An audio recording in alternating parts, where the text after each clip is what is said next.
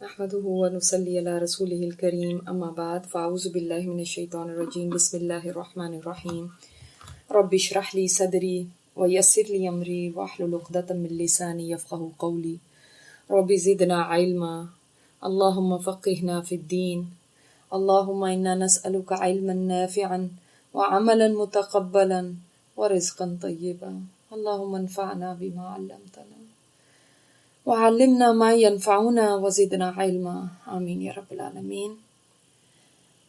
پھر دیکھو سبحان اللہ، اللہ میرا رب کتنا مہربان ہے، وہ کتنا شفیق ہے۔ اور دیکھو ہم ایک دوسرے کی کاؤنسلنگ کرنے لگتے ہیں، ہمیں سمجھ ہی نہیں آتی دوسرے کو کہیں کیا، ہم کہتے ہیں آئے اس کی پریشانی میں مجھے تو سمجھ نہیں آتی، اس کو سمجھاؤں کیسے، میں اس کو کیسے تسلی دوں میں۔ لیکن اللہ تعالیٰ کیسے تسلی دیتا ہے نا، الم یجدک یتیما فآویٰ، کیا نہیں پایا تجھ کو یتیم، پھر اس نے ٹھکانہ دیا۔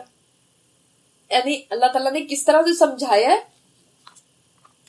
یعنی کہ تمہیں یقین آ جائے اس بات کا کہ جو آگے جو اللہ تعالیٰ کے وعدے ہیں ان کا یقین آ جائے، تو تم یہ نہیں دیکھتے کہ پہلے بھی تو اللہ نے تمہاری کیسے مدد فرمائی۔ جیسے کوئی آپ کو کہے، فار ایگزامپل آپ کو کوئی کہے کہ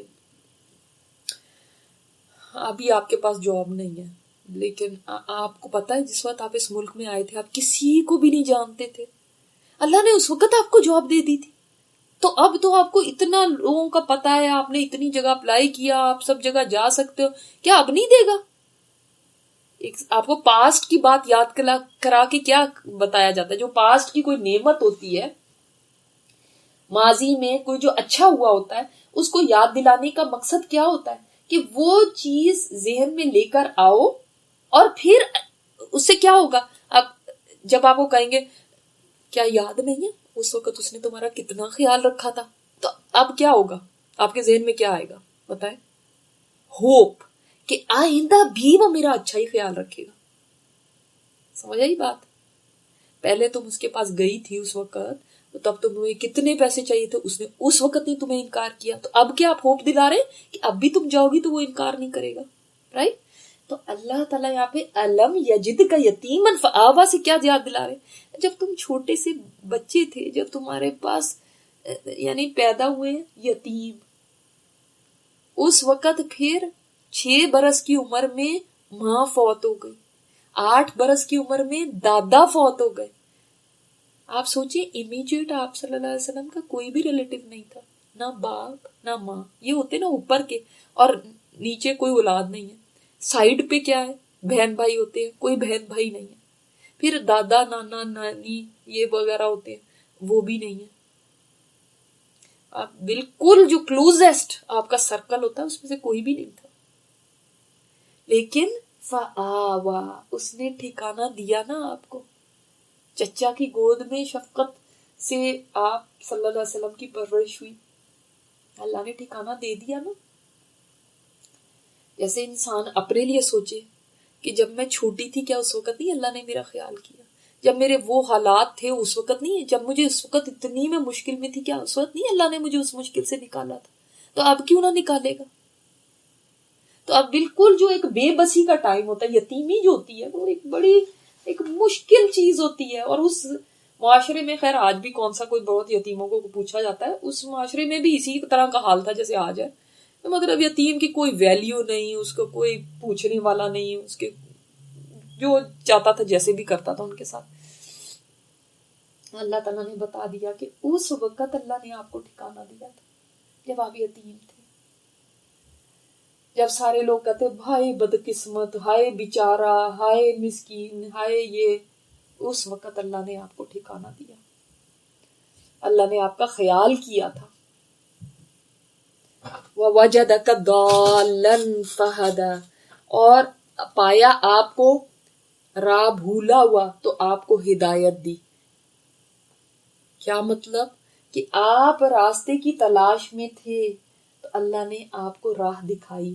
ایسا مطلب نہیں ہے یہاں پہ دالن کا کوئی یہ نہ مطلب کرے کہ گمراہ تھے، آپ صلی اللہ علیہ وسلم کبھی گمراہ نہیں تھے، بلکہ دالن کا ایک معنی یہ بھی ہوتا ہے بھولنے والا، ایک معنی یہ بھی ہوتا ہے کہ محبت میں دیوانہ، ایک معنی یہ بھی ہوتا ہے کہ تلاش حق میں، تو تلاش حق میں یہ اس کا معنی ہے یہاں پہ کہ آپ حق کی تلاش میں تھے، فہدا، تو اللہ نے آپ کی رہنمائی کی، آپ ہیرا میں جا کے بیٹھتے تھے، آپ کو یہ تھا کہ ان لوگ کتنی گمراہی میں ہیں، شرک میں پڑے ہوئے ہیں، کیسے بچیوں کو زندہ درگور کر رہے ہیں، شراب اور جوا عام تھی، کوئی ان کو، جس کو ہم کہتے ہیں دور جاہلیت، واقعی دور جاہلیت تھا، نہ عورتوں کی کوئی ویلیو تھی، نہ یتیموں کا کوئی خیال تھا، میراث ہڑپ کر لی جاتی تھی، کیسے وہ لوگ ایسی گمراہی کے دور کے اندر تھے۔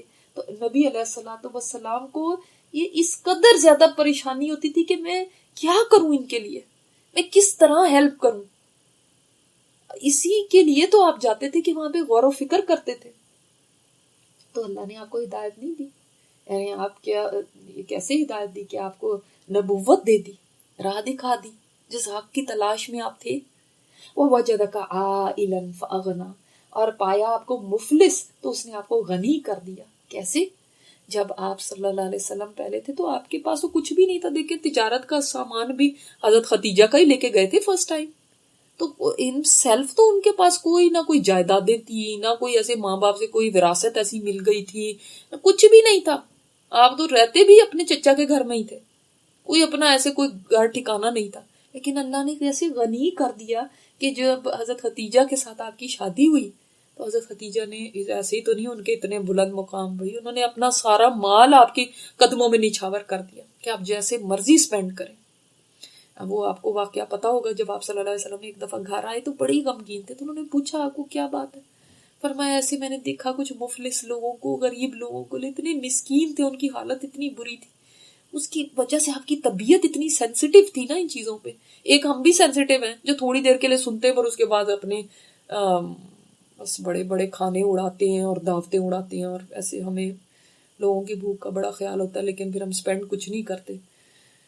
تو لیکن آپ صلی اللہ علیہ وسلم کا کیا حالت ہوئی، طبیعت کے اوپر اتنا بوجھ تھا، حضرت خدیجہ رضی اللہ تعالیٰ عنہ نے غلام کو حکم دیا، اشرفیاں منگائی، اتنا ڈھیر لگ گیا اشرفیوں کا کہ نبی علیہ الصلوۃ والسلام ان کے پیچھے چھپ گئے، اتنی تھی، اتنی اشرفیاں تھی، یعنی انہوں نے تو دے دیا سب کچھ نا۔ جبھی تو شیب ابی طالب میں جب سارے محصور تھے وہاں پہ تو کچھ بھی نہیں تھا ان کے پاس، حضرت خدیجہ کے پاس، تو کیا ہم نے آپ کو مفلس نہیں پایا؟ تو اے نبی ہم نے آپ کی محتاجی نہیں دور کر دی،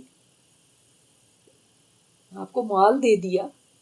یعنی اللہ تعالیٰ سب بتا رہے ہیں کہ کس کس طرح اللہ نے آپ کو مشکلات سے نکالا۔ یعنی انسان جو بھی مشکلوں میں ہو، جس بھی پریشانی میں ہو، سوچے کہ دیکھو ایک دفعہ مجھے اتنی ضرورت تھی، اللہ نے میری وہ ضرورت نہیں پوری کی۔ جب میں بچی تھی تو اللہ نے میرے ماں باپ کا سایہ نہیں میرے سر پہ سلامت رکھا، انہوں نے میری اچھی تربیت کی، اچھا مجھے پالا۔ اگر وہ نہ ہوتے تو آج میں کہاں کسی یتیم خانے میں رول رہی ہوتی۔ اللہ نے مجھے امن و امان سے نہیں رکھا، ورنہ کہیں کسی ریفیوجی کیمپ میں ہوتی پڑی، جہاں نہ عزت محفوظ، نہ جان، نہ مال، نہ کوئی رشتہ دار محفوظ۔ کیا اللہ تعالیٰ نے میری فلاں وقت میں مدد نہیں کی تھی؟ تو سوچا کریں وہ سارے ٹائمز جن میں اللہ نے آپ کو مشکل میں سے نکالا، جن میں اللہ نے آپ کو پروٹیکٹ کیا، جن میں اللہ تعالیٰ نے آپ کا ساتھ دیا، ٹھیک ہے؟ یعنی آل دا ٹائم یہی نہ سوچتے رہو ہائے یہ میرا مسئلہ، ہائے یہ میرا مسئلہ، ہائے بس یہ میرا مسئلہ، اسی کے اوپر ڈپریس ہو گئے، اسی کو زندگی بھر کے اوپر طاری کر لیا، نہ میں پڑھ سکتی ہوں نہ میں کچھ کر سکتی، کیوں؟ میرا یہ پرابلم ہے۔ وہ پرابلم ایک پرابلم ہے، اللہ دکھا رہا ہے اس کے مقابلے میں تم جو نعمتیں تمہارے پاس ہیں وہ کتنی زیادہ ہے۔ اگر آپ نوٹ کریں تو ہمارے پرابلمز ہمیشہ کم ہوں گے ان کے مقابلے میں جن مسئلوں سے اللہ نے ہمیں بچایا ہے۔ فار ایگزامپل ہم لوگوں کے مسئلے سنتے ہیں، فلاں کا یہ مسئلہ، فلاں کا یہ، اتنے مسئلے سب کے سنتے ہیں، تو پھر یہ کیا خیال نہیں آتا شکر ہے اللہ نے مجھے تو اس مسئلے سے بچایا ہوا، میرا یہ مسئلہ ہے لیکن فلانے مسئلے سے تو مجھے، کیونکہ کئی دفعہ ہم اپنے مسئلے میں اتنے غرق ہوتے ہیں کہ ہمیں یہ بھی نہیں یاد رہتا کہ کون کون سے مسئلے ہیں جن سے اللہ نے ہمیں پروٹیکٹ کیا ہوا ہے، محفوظ رکھا ہوا ہے، اور ہمیں ان کا احساس ہی نہیں ہوتا۔ اور جیسے دنیا کے سب سے مظلوم میں ہوں، سب سے زیادہ یعنی جس کو ڈپرائیوڈ میں ہوں، سب سے زیادہ غم میں ہوں، میرے سے زیادہ بڑے مسئلے کسی کے نہیں ہیں، ہم اس میں روتے ہی رہتے ہیں. اور اس پریشیس لائف کو، اتنی قیمتی یہ زندگی ہے، اس کے دن نکالتے رہتے ہیں صرف اس لیے کہ وہ مسئلہ ہمارے دماغ پہ اتنا حاوی ہے کہ ہم کچھ کرنے کے قابل ہی نہیں رہتے. پوری زندگی ہماری بیکار گزر رہی تھی کیونکہ بس سارا وقت اسی ایک مسئلے کے رونے، جدھر بیٹھے ادھر وہی بات کی، جدھر ڈسکشن ہو رہی اس کی ہو رہی ہے، جدھر سوچے ہیں سوچوں میں بھی وہی مسئلہ ہے، رات کو لیٹے ہیں تو تب بھی وہی مسئلے. ہم پھر کیا کریں گے؟ ہم اپنی آخرت کے لیے کب کریں گے کچھ؟ اگر ہم نے ان مسئلوں کو ہی سوار کیا ہوا اپنی زندگی میں تو کبھی سوچتے نہیں ہو کتنے سارے پرابلم سے اللہ نے تمہیں بچایا ہوا ہے. اور ہمیشہ وہ پرابلم جن سے ہم بچے ہوئے زیادہ ہیں. اگر کسی کے پاس صحت کا مسئلہ ہے فار ایگزامپل، تو وہ یہ سوچ سکتا ہے شکر اللہ نے میرے پر چھت تو دی ہوئی ہے، مجھے علاج کی سہولت تو دی ہوئی ہے، میرے بچے تو صحیح سلامت ہے، میرے شوہر تو صحیح سلامت ہے، میرے گھر والے ٹھیک ٹھاک ہیں، مجھ سے محبت کرنے والے رشتے ہیں، شکر ہے اللہ نے میری آنکھیں تو سلامت رکھی ہیں، کان تو سلامت رکھے ہوئے. ایک بیماری ہے پورے جسم کے اندر. یہ نہیں ہے کہ آنکھیں بھی بیمار ہو گئی، کان بھی بیمار ہو گئے، دماغ بھی بیمار ہو گیا، گردن بھی بیمار ہے، بازو بھی بیمار، سارے تو نہیں باڈی بیمار. ایک بیماری ہوتی ہے نا، آپ دیکھ بھی سکتے ہیں، سن بھی سکتے ہیں، کچھ بول بھی رہے ہوتے ہیں، دماغ بھی چل رہا ہوتا ہے، اور وہ ساری چیزیں بھول کے ہم بس وہ ایک بیماری کو لے کے بیٹھ گئے. یہ چیز کہ ہمارے اور اللہ نے کتنی نعمتیں دی، ایمان کی نعمت دی ہے اس کو بھول ہی گئے، رشتے دیے ہیں پیارے ان کو بھول ہی گئے. اچھا پھر کسی کا اولاد کا مسئلہ ہے، اس مسئلے کو اتنا ہم حاوی کر لیتے ہیں کہ ہمیں یہ بھول جاتا ہے کہ اللہ تو نے مجھے صحت سے شکر ہے رکھا ہوا ہے، میں تیرے آگے سجدہ کر سکتی ہوں، مجھے اتنا دیا کہ میں تیرے راستے میں خرچ کر سکتی ہوں، اللہ شکر ہے میں نماز پڑھ سکتی ہوں، اللہ شکر ہے میں تجھے پکار سکتی ہوں، اللہ شکر ہے تو نے کہ مجھے اتنا شعور عطا فرمایا کہ میں تیری طرف پلٹ سکتی ہوں. تو ایک مسئلہ ہوتا ہے اور ہم دیکھو کیسے سوار کرتے ہیں. تو یہی بتایا جا رہا ہے ٹھیک ہے انسان ہوتا ہے، اس کے ڈاؤن ڈیز بھی ہوتے ہیں ڈاؤن ڈیز، لیکن پھر یہی باتیں ہیں جو ہمیں بار بار ان سے تسلی لے کے اٹھ کھڑے ہونا ہے. یہ نہیں کہ ڈاؤن ہوئے تو اب بس ڈاؤن ہی ہے، 6 مہینے گزر گئے، 8 مہینے گزر گئے، سال گزر گئے، ہم اٹھنے کا نام ہی نہیں لے رہے. دیکھیں ہمیں انسان ایسا کبھی نہیں ہوگا کہ ہر وقت ہی ہم حوصلے میں ہوں، ہر وقت ہی بس ہمیں کوئی غم ہی نہیں ہے، ہم تو بس ہر چیز نہیں ہوگا. پریشانیاں بھی آئیں گی، مسئلے بھی آئیں گے، کہیں ایسی مسئلے بھی آ جاتے ہیں جو انسان کہتا ہے کہ یہ کتنا بڑا مسئلہ ہے، پتہ نہیں سب سے بڑا مسئلہ میرا ہی ہے، اللہ کسی اور مسئلے میں ڈال دیتا، اس میں نہ ڈالتا. لیکن اللہ کو پتا ہے کس کو کس طرح سے آزمانا، اللہ کو پتا ہے. تو اس لیے جب آپ ایک مسئلے میں ہوں تو باقی ان تمام چیزوں کو یاد ضرور کریں، اور ہیں وہ ہاں ہمیں نظر نہ آئے وہ الگ بات ہے، مگر ان سب چیزوں کو ضرور پلیز یاد کریں جن میں آپ مسئلے میں نہیں پڑے ہوئے.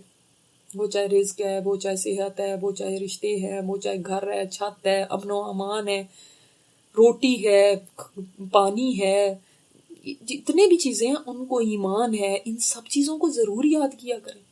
اور پھر اللہ تعالیٰ سے مایوس نہ ہو، ہاں تو میری سنتا ہی نہیں، میں تو اتنے عرصے سے مانگ رہی ہوں.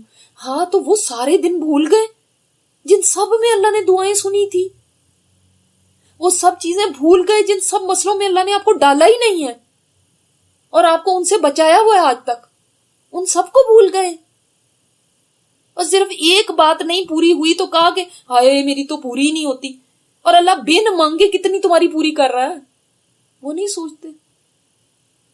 تو ان ڈیز کو یاد کرو جو پاسٹ میں تھے، جن میں اللہ نے آپ کو مشکلوں سے نکالا تھا، اور پھر ہوپ رکھو، امید کہ اللہ اب بھی نکالے گا.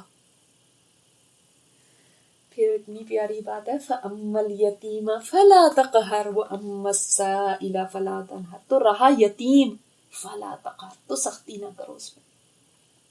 یعنی اب آپ جب آپ اس چیز سے گزر چکے ہیں کسی سے، تو اب اپنے سے نیچے کی طرف دیکھو اور ان کے ساتھ اچھا کرو، اس سے بھی آپ کو بہت حوصلہ ملتا ہے. اب اپنے سے نیچے دکھایا کہ اب آپ تو ایک ایڈلٹ ہیں، اب یہ کچھ یتیم ہیں، فلا تقر، ان پہ سختی نہ کرو، یعنی ان کے ساتھ اچھا سلوک کرو. جب آپ ان کے سر پہ شفقت کا ہاتھ پھیرو گے تو آپ کو اپنے غم بھول جائیں گے. دیکھو آپ صلی اللہ علیہ وسلم نے کیا فرمایا, دنیا میں اپنے سے نیچے کی طرف دیکھو, اوپر نہ دیکھو. ان کو تو سب کچھ ملا ہوا, پتہ نہیں میرے ساتھ ہی ایسا کیوں ہے. ایسا کیوں سوچتے, اپنے سے نیچے کیوں نہیں دیکھتے کہ کئی مجھ سے بھی زیادہ مشکل حالات میں ہے. میرا اگر ایک مسئلہ ہے, کسی اور کے 4 مسئلے ہیں. 4 والا سوچے میرے 4 ہیں تو کسی کے 10 بھی ہیں. اور میرا اگر اس نوعیت کا مسئلہ ہے, کسی کا کسی اور ورسٹ نوعیت کا مسئلہ ہے. تو جاؤ یتیم کے سر پہ ہاتھ رکھو, یتیم کے ساتھ نرمی کرو. اور یہاں پہ اس کانٹیکس میں بھی, اور آپ ویسے بھی, یعنی کسی کے ساتھ بھی جو کوئی پسا ہوا ہے, دبا ہوا ہے, کمزور ہے, اس کے ساتھ اچھا کرو گے, آپ کے دل کو ایک اطمینان ملے گا, آپ اس ڈپریشن سے نکلو گے. ٹھیک ہے, دیکھیں آپ مثلا آپ کا کوئی مسئلہ ہے, آپ گئے, آپ نے چیریٹی باکس میں نہیں ڈالا, ڈونیشن باکس میں نہیں, آپ گئے, آپ کھانا لے کر گئے, اور کسی ہوم لیس کو جب آپ کھلاتے ہیں نا, اپنے ہاتھ سے اس کو دیتے ہیں نا, اور جو اس کی حالت آپ دیکھتے ہیں, اور اس کے بعد جب آپ گھر آئیں گے نا, تو 4 دن آپ شکر کیے بغیر نہیں رہیں گے, کیونکہ اب آپ نے اس کو دیکھا ہے اپنی آنکھوں سے کہ کوئی کس طرح سے بغیر چھت کے رہتا ہے اور کیسے اس کے حالات ہیں. آپ کے دل سے شکر ادا کرنا رکے گا نہیں. تو آلویز ایسے لوگوں کو وزٹ کریں. مثلا آپ کسی ہسپتال میں گئے, کسی مریض کو آپ نے دیکھ لیا, مثلا کسی کے گھر کوئی فوتگی ہوئی تھی, وہاں آپ چلے گئے, مثلا کوئی پسا ہوا ہے, کوئی ایسے مشکل حالات کے اندر ہے, اس کے پاس بیٹھے, آپ کو پتا چلے گا کہ کوئی بہت ورس کنڈیشن میں بھی ہے, پھر ہی شکر نکلے گا, پھر ہی آپ اس ڈپریشن میں سے نکلیں گے. وَأَمَّا السَّائِلَ فَلَا تَنْهَرْ, اور اما اور رہا سائل سوالی, فلا تو نہ, تنہر نہر, یہ ہا کے ساتھ ہے, نہ جھڑکو اس کو. ان دونوں طرح کے لوگوں کو نہ بھولو. ایک سائل ہے, فقیر ہے, کہیں کہیں سے مانگ مانگ کے سارا دن کھاتا ہے, کوئی اس کو جھڑک رہا ہے ادھر, کوئی اس کو جھڑک رہا ہے ادھر, کوئی دیتا ہے تو برا منہ بنا کے دیتا ہے, اور کوئی دیتا بھی نہیں ہے تو جھڑکیاں دے کے بھیج دیتا ہے. اس کو دیکھو. وَأَمَّا بِنِعْمَةِ رَبِّكَ فَحَدِّثْ, اور اگلا پوائنٹ کیا بتایا اللہ تعالیٰ نے اس ڈپریشن سے نکلنے کا, جو نعمت اور رہی بِنِعْمَةِ رَبِّكَ, اپنے رب کی نعمت, فَحَدِّثْ, تو اس کو بیان کریں. یعنی جو نعمتیں اللہ نے آپ کو دی ہوئی ہیں نا, ان کا ذکر کرو. یعنی پہلے انسان کو احساس کرے گا تو ذکر کرے گا نا, اس کو تو نظر ہی نہیں آتی وہ نعمتیں. مثلا ہے کہ کسی کے ہسبینڈ کے ساتھ کوئی پرابلم ہے, اب اس کو نہیں نظر آ رہی ہے نعمت کی, یہ اولاد مجھے اللہ نے کتنی نعمت دی ہوئی ہے, یہ اچھی اولاد ہونا میرے لیے کتنا بڑا سکون ہے, اور یہ تو اللہ نے مجھے ہاتھ پیر سلامت دیے, میں کسی کی محتاج نہیں, یہ کتنی بڑی اللہ تعالیٰ نے مجھے نعمت دی. ان کا تو کبھی ذکر ہی نہیں. ہاں جہاں بیٹھ رہے رو رہے, جہاں بیٹھ رہے رو رہے. نہیں, پھر کیا کرو, ان نعمتوں کو جو اللہ نے آپ کو عطا کی ہیں ان کو بیان کرو, بولو ان کو, ان کا چرچا کرو. یہ اللہ شکر ہے تو نے مجھے یہ دیا, زندگی کی نعمت دے دی, زندگی دی ہے نا, مسئلے بھی آئیں گے پھر. تو زندگی کتنی بڑی نعمت ہے. مرے ہوتے, کہیں پڑے ہوتے کسی قبر کے اندر, تو مسئلے ہی سارے ختم ہو جانے تھے. تو مطلب آپ گننا شروع کرو تو نعمتیں تو بہت ساری ہیں.